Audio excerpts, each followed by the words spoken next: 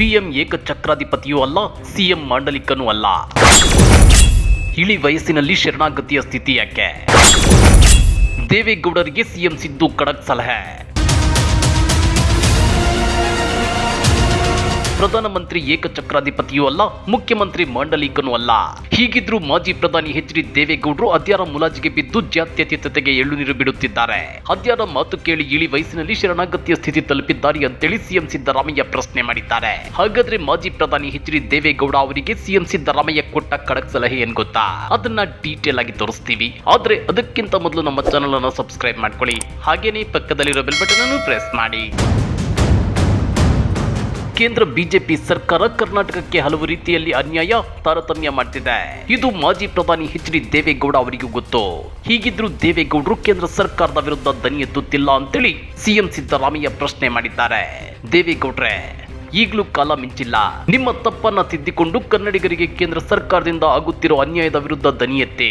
ತೆರಿಗೆ ಹಂಚಿಕೆ, ಬರ ಪರಿಹಾರ ಮತ್ತು ಕೇಂದ್ರ ಪ್ರಾಯೋಜಿತ ಯೋಜನೆಗಳಲ್ಲಿ ನರೇಂದ್ರ ಮೋದಿ ಸರ್ಕಾರ ಕನ್ನಡಿಗರ ಕತ್ತು ಕುಯ್ಯುತ್ತಿದೆ ಅಂತೇಳಿ ಸಿದ್ದರಾಮಯ್ಯ ಹೇಳಿದ್ದಾರೆ.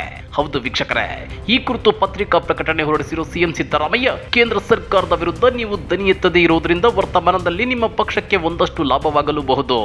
ಆದ್ರೆ ಇತಿಹಾಸ ನಿಮ್ಮನ್ನ ಖಂಡಿತ ಕ್ಷಮಿಸೋದಿಲ್ಲ ಅಂತೇಳಿ ಮಾಜಿ ಪ್ರಧಾನಿ ಎಚ್.ಡಿ. ದೇವೇಗೌಡ ಅವರ ವಿರುದ್ಧ ಸಿಎಂ ಸಿದ್ದರಾಮಯ್ಯ ಕಿಡಿಕಾರಿದ್ದಾರೆ. ಎಚ್.ಡಿ. ದೇವೇಗೌಡ ಅವರೇ, 100 ಕೋಟಿ ಜನರ ಪ್ರತಿನಿಧಿಯಾಗಿರೋ ಪ್ರಧಾನಮಂತ್ರಿ ಅವರನ್ನ 6 ಕೋಟಿ ಜನರ ಪ್ರತಿನಿಧಿಯಾದ ಮುಖ್ಯಮಂತ್ರಿ ಪ್ರಶ್ನೆ ಮಾಡಬಾರದು ಎಂಬ ನಿಮ್ಮ ಮಾತು ನನ್ನಲ್ಲಿ ಅತ್ಯಾಶ್ಚರ್ಯವನ್ನ ಮಾತ್ರವಲ್ಲ, ನಿಮ್ಮ ಬಗ್ಗೆ ಕನಿಕರವನ್ನು ಉಂಟು ಮಾಡಿದೆ.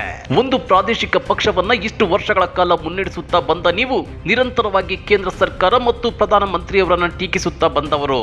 ಇದೀಗ ಈ ಇಳಿ ವಯಸ್ಸಿನಲ್ಲಿ ಈ ಬಗೆಯ ಶರಣಾಗತಿಯ ಸ್ಥಿತಿ ಯಾಕೆ ಬಂತು ಅಂತೇಳಿ ಸಿಎಂ ಸಿದ್ದರಾಮಯ್ಯ ಪ್ರಶ್ನೆ ಮಾಡಿದ್ದಾರೆ. ದೇವೇಗೌಡ್ರೆ, ನಮ್ಮದು ಒಕ್ಕೂಟ ವ್ಯವಸ್ಥೆಯ ಪ್ರಜಾಪ್ರಭುತ್ವ.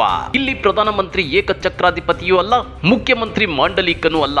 ಇಬ್ಬರು ಅವರವರ ಸ್ಥಾನಮಾನದಲ್ಲಿ ಸಮಾನರು. 2 ಪದವಿಗಳು ಸಮಾನವಾದುದು. ವಯಸ್ಸಿನ ಹಿರಿಕಿರಿತನಗಳು ಪದವಿಗಳಿಗೆ ಅನ್ವಯವಾಗುವುದಿಲ್ಲ. ಅತಿ ಸಣ್ಣ ವಯಸ್ಸಿಗೆ ಪ್ರಧಾನಿಯಾದ ರಾಜೀವ್ ಗಾಂಧಿ ಅವರಿದ್ದಾಗಲೂ ಅವರಿಗಿಂತ ಹಿರಿಯರಾದ ಮುಖ್ಯಮಂತ್ರಿಗಳು ಇದ್ರು. ಆಗಲೂ ಪರಸ್ಪರ ಟೀಕೆ ಟಿಪ್ಪಣಿಗಳು ವಿನಿಮಯವಾಗುತ್ತಿದ್ವು. ಇಲ್ಲಿಯವರೆಗೆ ಯಾರು ಕೂಡ ನಿಮ್ಮ ರೀತಿಯ ಉಪಾಧ್ಯಾಪತನದ ಪ್ರಶ್ನೆಗಳನ್ನ ಎತ್ತಿರಲಿಲ್ಲ. ದೇವೇಗೌಡ್ರೆ, ನೀವು ಹಿಂದಿನ ಪ್ರಧಾನಿಗಳನ್ನ ಯಾವ ರೀತಿಯಲ್ಲಿ ಪ್ರಶ್ನಿಸಿದ್ದೀರಿ, ದೂರಿದ್ದೀರಿ, ಕೆಣಕಿದ್ದೀರಿ ಎನ್ನುವ ಪಟ್ಟಿಯನ್ನ ನಾನು ನಿಮಗೆ ಕೊಡಬಲ್ಲೆ. 2002ರ ಗುಜರಾತ್ ಗಲಭೆಯ ಬಗ್ಗೆ ಲೋಕಸಭೆಯಲ್ಲಿ ನಡುರಾತ್ರಿವರೆಗೆ ನಡೆದ ಚರ್ಚೆಯಲ್ಲಿ ನೀವು ಆಗಿನ ಪ್ರಧಾನಿ ಅಟಲ್ ಬಿಹಾರಿ ವಾಜಪೇಯಿ ಅವರ ವಿರುದ್ಧ ಪ್ರಯೋಗ ಮಾಡಿರುವ ಟೀಕಾಸ್ತ್ರಗಳು ಸದನದ ದಾಖಲೆಗಳಲ್ಲಿರಬಹುದು. ಇದನ್ನ ಈಗಲೂ ನಾನು ತಪ್ಪೆಂದು ಹೇಳೋದಿಲ್ಲ. ಇವೆಲ್ಲವೂ ಸಂಸದೀಯ ಪ್ರಜಾಪ್ರಭುತ್ವದ ನಡವಳಿಕೆಗಳ ಭಾಗವಾಗಿರುತ್ತದೆ. ಆಗ ನೀವು ಮುಖ್ಯಮಂತ್ರಿಯೂ ಆಗಿರಲಿಲ್ಲ. ನೀವು ಕೇವಲ ಒಂದು ಲೋಕಸಭಾ ಕ್ಷೇತ್ರದ ಪ್ರತಿನಿಧಿಯಾಗಿದ್ದವರು. ಆಗ ಈ 100 ಕೋಟಿ 6 ಕೋಟಿ ವ್ಯತ್ಯಾಸಗಳು ಬಾಧಿಸಲಿಲ್ಲವೇ ಅಂತೇಳಿ ಸಿದ್ದರಾಮಯ್ಯ ಪ್ರಶ್ನೆ ಮಾಡಿದ್ದಾರೆ. ದೇವೇಗೌಡ್ರೆ, ಕೆಲವೇ ತಿಂಗಳುಗಳ ಹಿಂದೆ ನರೇಂದ್ರ ಮೋದಿ ಅವರಿಗಿಂತ ಕನಿಷ್ಠ 10 ವರ್ಷ ಸಣ್ಣವರಾಗಿರುವ ಮತ್ತು ಕೇವಲ ಒಬ್ಬ ಶಾಸಕರಾಗಿರುವ ನಿಮ್ಮ ಮಗ ಎಚ್.ಡಿ. ಕುಮಾರಸ್ವಾಮಿ ಅವರು ಪ್ರಧಾನಿ ನರೇಂದ್ರ ಮೋದಿ ಅವರ ವಿರುದ್ಧ ಯಾವ ಭಾಷೆ ಬಳಸಿ ತರಾಟೆಗೆ ತೆಗೆದುಕೊಂಡಿದ್ದಾರೆಂಬುದನ್ನ ನಾಡಿನ ಜನ ಇನ್ನೂ ಮರೆತಿಲ್ಲ. ನಿಮ್ಮ ನೆನಪಲ್ಲಿಯೂ ಇರಬಹುದು. ಆಗ ಯಾಕೆ ನೀವು 100 ಕೋಟಿ ಜನರನ್ನ ಪ್ರತಿನಿಧಿಸುವ ಪ್ರಧಾನಮಂತ್ರಿಯವರನ್ನ ಟೀಕಿಸಬಾರದು ಅಂತೇಳಿ ಮಗನಿಗೆ ಕಿವಿ ಹಿಂಡಿ ಬುದ್ಧಿ ಹೇಳಿರ್ಲಿಲ್ಲ? ಇವೆಲ್ಲವೂ ಅನುಕೂಲ ಶಾಸ್ತ್ರ ಅಷ್ಟೇ ಎನ್ನುವುದು ರಾಜ್ಯದ ಜನರಿಗೆ ತಿಳಿದಿದೆ. ದೇವೇಗೌಡ್ರೆ, ರಾಜ್ಯ ಸರ್ಕಾರಕ್ಕೆ ಅನ್ಯಾಯವಾದಾಗ ಅದನ್ನ ವಿರೋಧಿಸಿ ಕೇಂದ್ರ ಸರ್ಕಾರ ಮತ್ತು ಪ್ರಧಾನಿಯವರನ್ನ ಪ್ರಶ್ನಿಸುವ ಹಕ್ಕು ಎಲ್ಲರಿಗೂ ಇದೆ.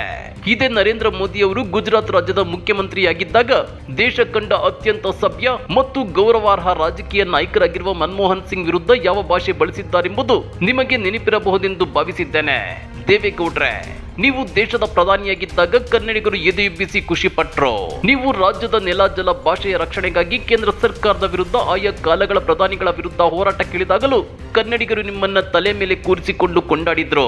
ಕರ್ನಾಟಕವು ಸೇರಿದಂತೆ ದಕ್ಷಿಣದ ರಾಜ್ಯಗಳು ತಮ್ಮ ಪಕ್ಷವನ್ನ ಬೆಂಬಲಿಸುತ್ತಿಲ್ಲ ಎಂಬ ಏಕೈಕ ಕಾರಣಕ್ಕಾಗಿ ಪ್ರಧಾನಮಂತ್ರಿಗಳು ಈ ರಾಜ್ಯಗಳ ವಿರುದ್ಧ ಸೇಡು ತೀರಿಸಿಕೊಳ್ಳುವವರಂತೆ ನಡೆದುಕೊಳ್ಳುತ್ತಿರುವ ಸಂದರ್ಭದಲ್ಲಿ ನೀವು ಕೇಂದ್ರದ ವಿರುದ್ಧ ಹೋರಾಟದ ಮುಂಚೂಣಿಯಲ್ಲಿರಬೇಕಿತ್ತು.